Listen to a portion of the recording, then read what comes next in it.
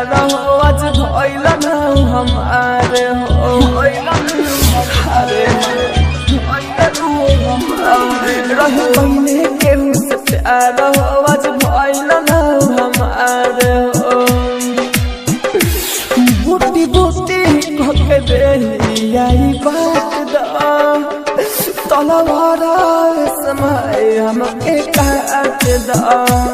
बूटी बूटी कहके दे आई बात दा तलवारा समय हमके काट दा रिकॉर्डिंग स्टूडियो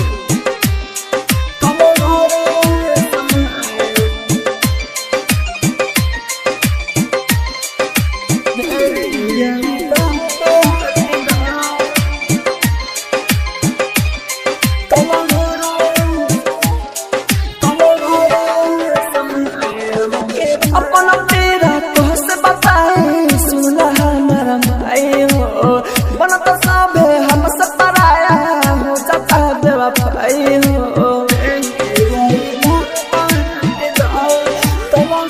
अपना तेरा कहस बताए सुना हमारा भाई हो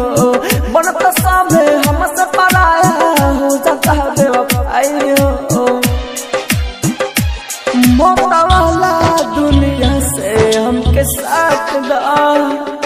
तलवारा समय हमके काट दा बूटी बूटी कहके दे आई बात दा तलवारा समय हमके काट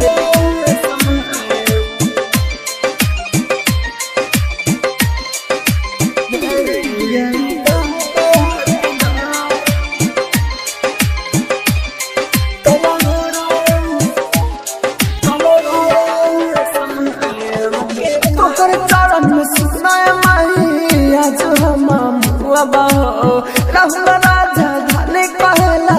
केहू के न छुअब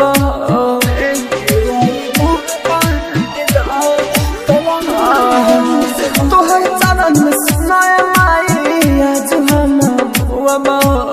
राहुल राजा धाने कहे केहू के न छुअब गोरू बोल दे बोले मोहब्बत के घाट दा तलवारा समय हमके काट दा